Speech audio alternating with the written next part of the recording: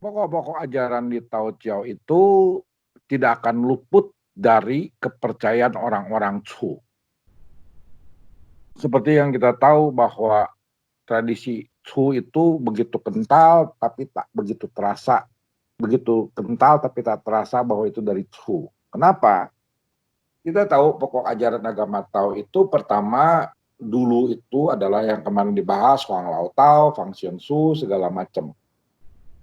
Nah, kita harus tahu bahwa orang-orang Chu percaya dengan namanya mediumship. Karena itu tercatat dalam Chu Tzu. Mediumship orang-orang Chu itu digunakan termasuk memanggil arwah yang sudah meninggal. Memanggil dewa, tuh. Jadi praktek medium ada dalam kepercayaan orang Chu.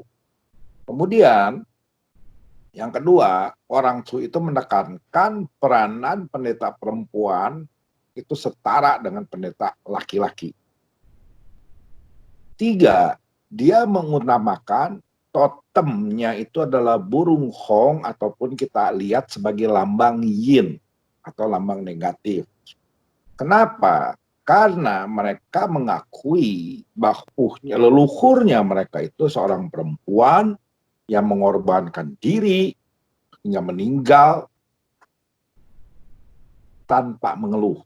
Dan mereka menggunakan pohon cing ataupun ranting kayu cing untuk menguburnya. Maka mereka mengatakan mereka itu adalah wilayah Qingchu. Itu. Jadi mereka menyatakan menjunjung kaum perempuan. Masalahnya dalam teks-teks sejarah setelah kerajaan Chu runtuh itu isinya itu mendiskreditkan orang-orang Chu semua. Nggak pernah orang-orang Chu itu dilihat sebagai bangsa ataupun kerajaan. Itu pertama. Kedua, mereka dianggap barbar, tidak peduli seberapa tingginya peradaban mereka maupun seberapa tingginya kebudayaan mereka. Raja-rajanya digambarkan sebagai orang-orang yang buah, saling bunuh, kecuali mungkin Chu Chuangwang yang sampai Kung Tzu sendiri menghibur dan menyanjung namanya Chu Chuangwang itu. Walaupun dia menyebut dirinya tidak Wang, tapi Zhen. Itu. Jadi kult-kultnya itu ada, dan kalau Anda lihat San Hai Ching, dewa-dewanya itu banyak disembah oleh orang-orang Chu.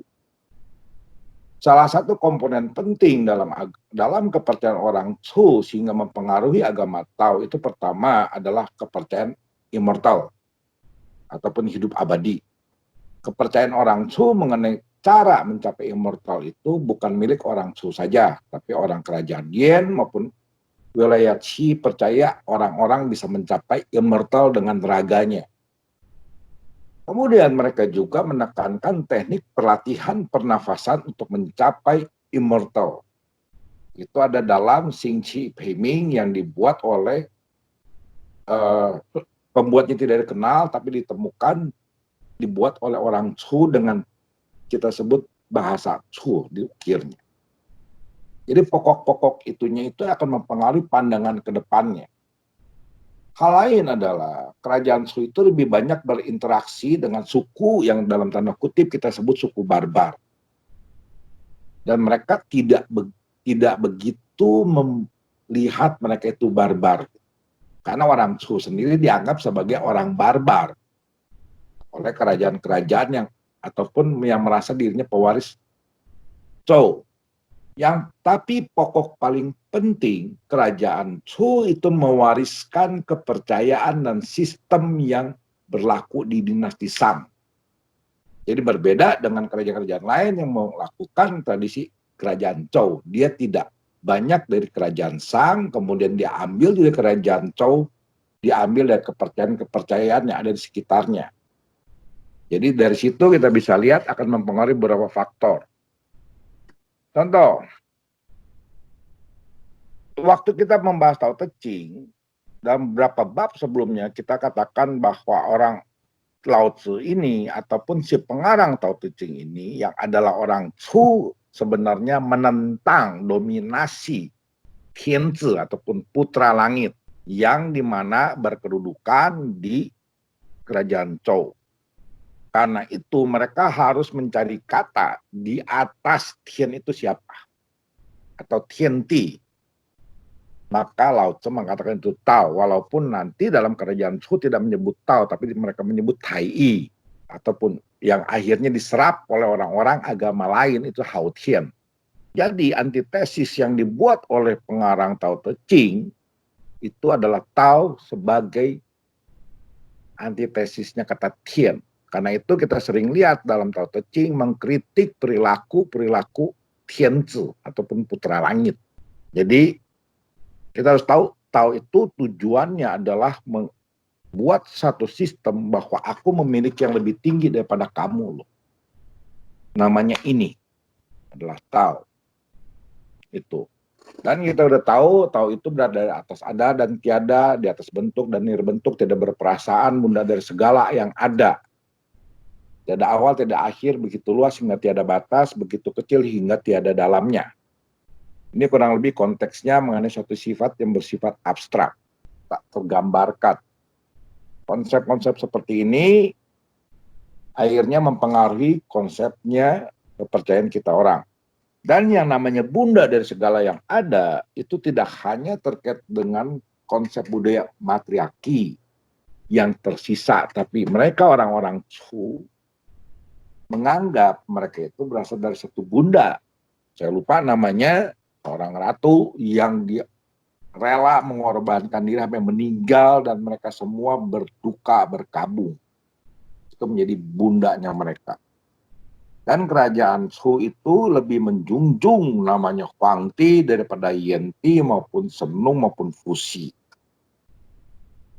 Tuh. Nah, Taoisme itu bercorak panteisme dan bercorak monisme sebenarnya. Ada tambahan lagi monisme. Apa yang disebut panteisme? Panteisme itu kita anggap bahwa ada suatu primer source ataupun suatu sumber segala-galanya dan dia itu berkembang bersama ciptaannya ataupun yang dia lahirkan. Monisme juga mirip seperti itu, tapi monisme mengatakan bahwa ada satu primer source itu yang nantinya yang bagian dari monismenya itu akan menjadi teis ataupun menjadi dewa-dewa semua. Makanya politeisme itu tidak ada politeisme murni, tapi lebih banyak kepada monisme daripada politeisme. Jadi yang namanya monisme itu mengatakan ada satu sumber besar, nanti kita akan lihat dalam kosmologi Taoisme, itu dia akan melahirkan berbagai macam, kita sebut dewa lah. Kemudian Taoisme juga bersifat evolusi. Misalnya dalam Tao Te Ching, Tao melahirkan satu melahirkan dua melahirkan tiga melahirkan semua. Kalau mau lebih detail lagi, kita bisa baca dalam Hai Tian Ching ataupun Yao Ting Xian Lun. Itu dua.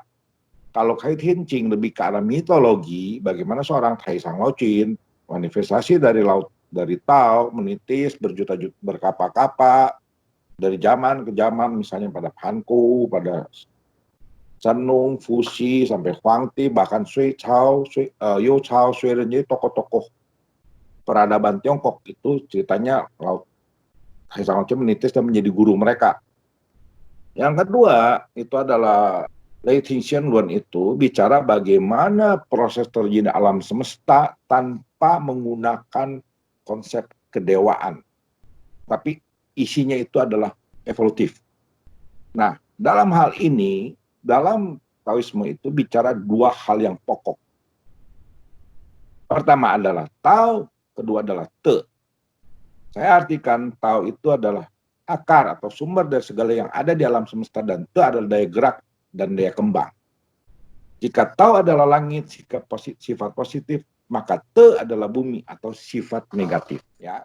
Nah, kita lihat, kalau secara etimologi, Tao kita udah bahas, sebenarnya ini juga kurang tepat. Ya, etimologinya seperti ini. Itu. Berarti posisi sedang berjalan, lurus, sin kondisi batin hati. Dalam artian lain adalah kebajikan yang berkekuatan, di mana Arthur Weiler mengartikan Te ini dengan tepat, the power of virtue.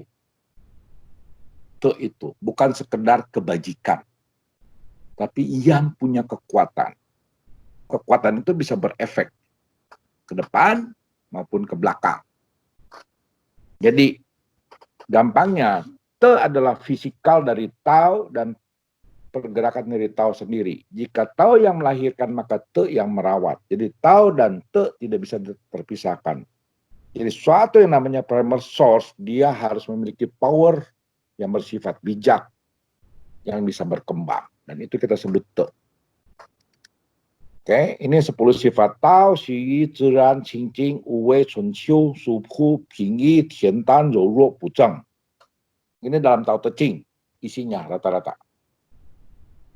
Ya, jadi ini disebut sifat-sifat alamiah yang ada namanya Tao, seperti ini. Jadi mereka semua diminta mengikuti ataupun belajar menyerap sifat-sifat Tao itu sendiri. Oke, ini juga ada kitabnya mengenai proses terjadi alam semesta, tidak sederhana seperti itu. Ada 2 pergerakan berjalan, di mana kita sebut ada namanya 3, 1 chi utama menjadi 3 sifat asali, dan sifat asali ini menjadi 3 energi. Jadi 3 energi ini melahirkan laksa makhluk. Ini bisa menjelaskan juga konsep terbentuknya tubuh dan jiwa. Nanti dalam pembahasan yang lain lebih detail.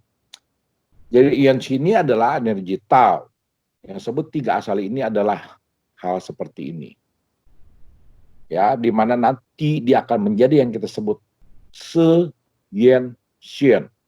Ini bisa diartikan adalah Yan Se, Ling Pao, Tao Te. Ya.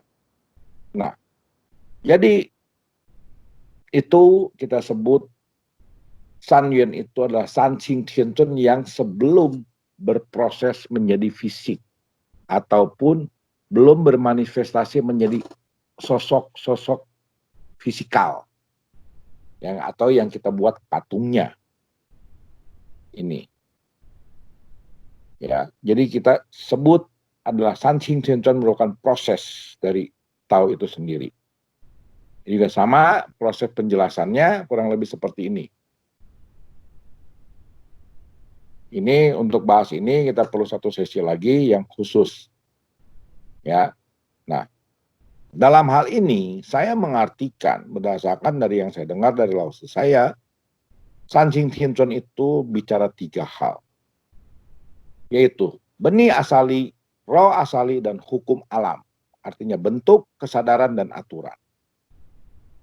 Jadi kita memiliki fisik, kita memiliki kesadaran, kita harus memiliki aturan ataupun norma. San Qing inilah yang membuat kita ada seperti ini. Jadi manusia harus memiliki 3 poin utama. Harus memiliki yang bersifat fisikal, dan harus memiliki aturan.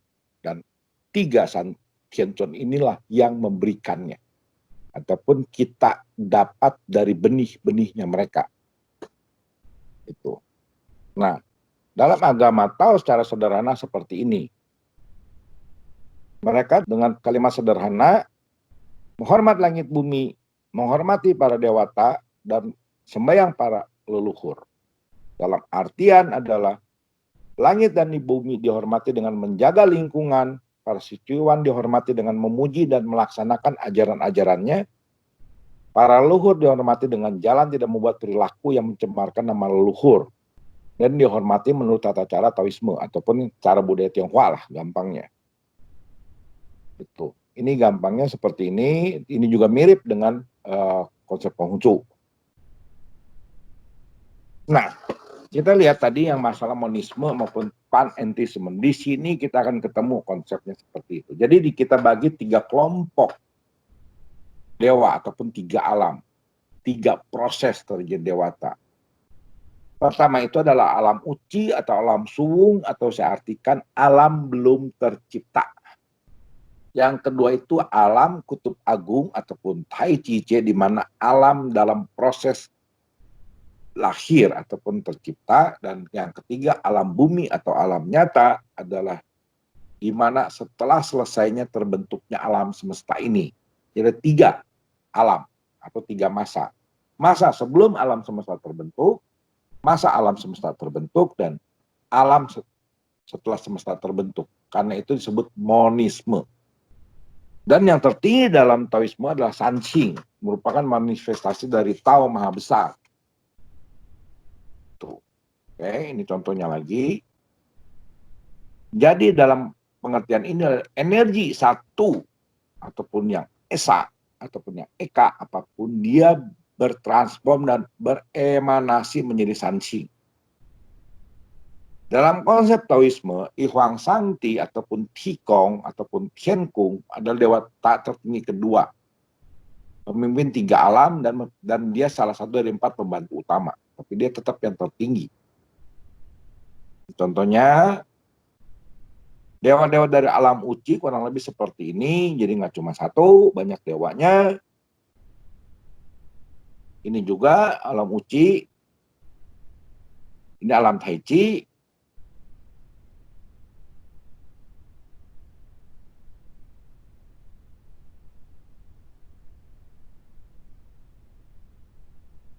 Semua itu berasal dari nafas Tao. Ini dari alam manusia, gampang.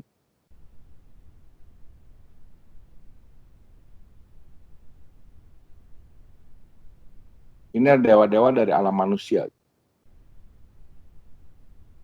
Dalam pengertian dewa-dewa dalam manusia itu adalah orang-orang bijak, suci, yang memberikan kontribusi positif bagi lingkungan sekitar dan kemanusiaan. Itu yang kita sebut dewa-dewa dari alam setelah alam semesta terbentuk. Oke. Leluhur itu diberikan persembahan untuk mengenang dan menghormati, sama seperti budaya orang Chu, mereka itu sembahyang pada para leluhur. Cuma bedanya kalau orang Chu konon katanya takut pada setan, sedangkan orang-orang Ye mereka malah menyembah setan. Jadi mereka itu sembahyang pada leluhur lebih ke arah menjaga keseimbangan supaya jangan mengganggu saya ya. Nah, dalam konteks ini, mengapa para dewa harus disembah? Karena merupakan pancaran cahaya ilahi. Menjadi role model. Dengan pengertian lain, jika Anda menghormati dewa juga sama dengan menghormati Tao. Dan banyak pilihan disediakan untuk mereka yang ingin menjalankan jalan devosi ataupun jalan bakti. Dan mengenang jasa-jasanya mereka. Tuh. Dan mengapa leluhur? Jadi Anda jika tidak bisa sembahyang pada leluhur, jangan sok-sokan mau sembahyang pada dewa yang lebih tinggi. Misalnya kita anggap Wan Kong, Hokte Cheng Sin, atau kita mau anggap sembahyang pada Sanqing, pada Tuhan sekalipun, percuma kalau Anda nggak bisa menghormati leluhurnya dahulu. Jadi mulailah hormati yang terdekat dahulu, baru Anda bisa menghormati yang tertinggi. Mereka juga bagian dari Tao, para leluhur kita sebagai role model dalam kehidupan kita, dan juga sebagai jalan devosi maupun jasa. Nah, tujuannya itu adalah membangun hubungan horizontal dan vertikal. Jadi Taoisme yang benar itu adalah membangun hubungan horizontal baru vertikal. Maksudnya hubungan horizontal, membangun hubungan antar sesama manusia dahulu. Baru Anda bisa membangun hubungan kepada Yang Maha Kuasa ataupun Tuhan atau apapun namanya. Jadi Anda harus belajar membangun hubungan horizontal dahulu, baru vertikal. Itu termaktub dengan jelas dalam Tao Te Ching dan dalam Taisang Kanning Pian. Itu. Dan Taoisme itu menjunjung kesetaraan gender. Yang kesetaraan itu tidak dibuat-buat. Berdasarkan dari kitabnya sendiri yang ditulis dengan jelas dan merupakan warisan dari tradisi orang-orang Chu itu sendiri. Jika Anda buka Tao Te Ching, dengan jelas dituliskan bahwa yin berdiri sendiri tidak akan tumbuh positif. Sendirian juga tidak akan lahir, tidak akan melahirkan. Ku yin pucang tu yang pusang. Jadi nggak akan bisa melahirkan. Jadi cowok itu nggak mungkin bisa melahirkan. Atau perempuan pun sama. Jadi laki dan perempuan itu setara. Kemudian dengan jelas dikatakan pencapaian tidak hanya milik kaum pria. Uniknya lagi adalah perempuan bisa menjadi pemimpin ritual, Jadi tidak ada kata kamu itu tauku baru jadi, kamu tauku yang sudah senior, yang udah puluhan tahun harus pada tausi yang baru jadi, enggak ada. Tetap senioritas dihargai di sana, mau laki maupun perempuan. Jadi perempuan bisa menjadi pemimpin ritual, perempuan bisa menjadi pendiri sekte, bahkan perempuan bisa menjadi kepala biara. Ini yang membedakan dengan banyak kepercayaan lain. Jadi kesetaraan gender itu dijunjung tinggi dalam Taoisme, walaupun prakteknya nanti tidak bisa. Contoh, Wu Chengten Tao Chang, dia pemimpin kepala biara di Sungyangkuan di Wuhan, dia bisa menjadi pemimpin upacara. Kemudian ini saya juga nggak tahu siapa, akan ambil dari internet. Tapi Wu Chengten Tao Chang, Chang Chengkuan ini, beliau ini kepala. Dan dia duduk setara dengan yang lain. Kemudian siapa perempuan mencapai pencerahan yang tercatat dalam Tangsi itu adalah He Xiangu. Jadi atau He Xiuku, itu perempuan bisa mencapai pencerahan, menjadi immortal. Kemudian siapa lagi? Kenapa saya berani ngomong gitu? Karena banyak tokoh perempuan dan mereka semua itu tidak sekedar menjadi seorang tauku atau menjadi biarawati biasa.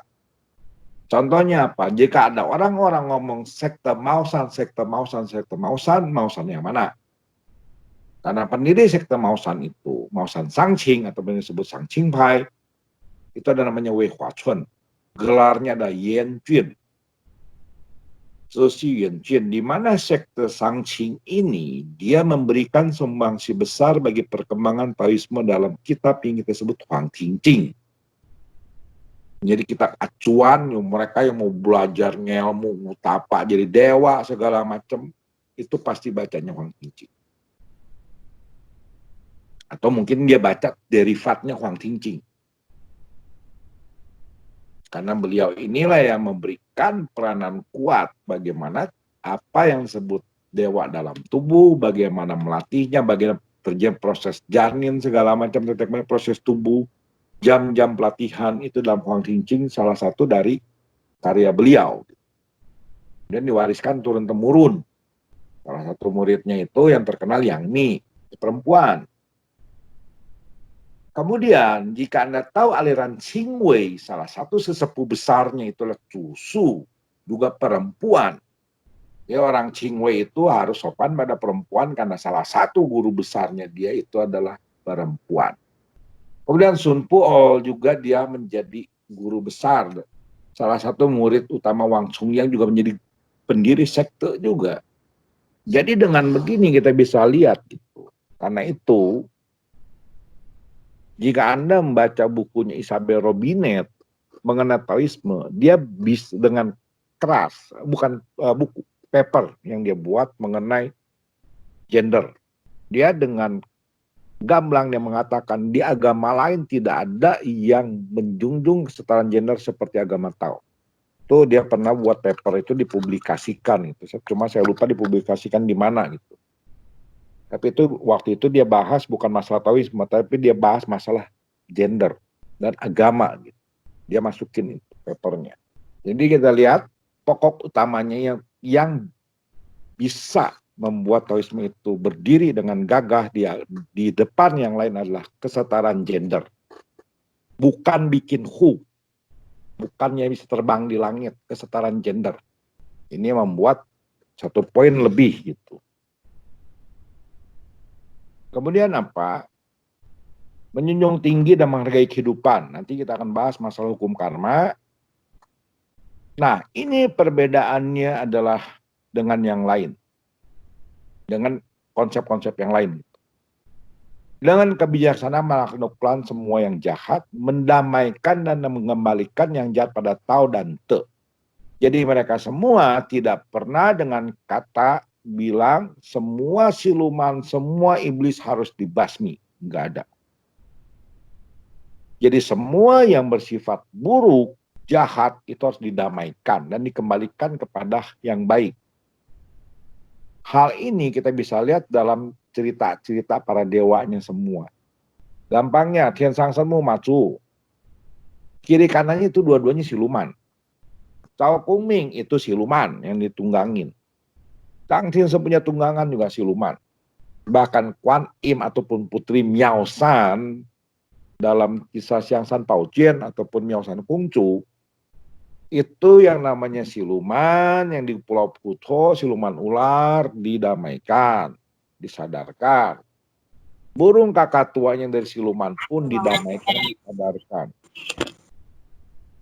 Jadi mereka semua tidak ada mengatakan bahwa kamu saya basmi. Jadi mereka mendamaikan dan mengembalikan yang jahat pada Tao dan Te.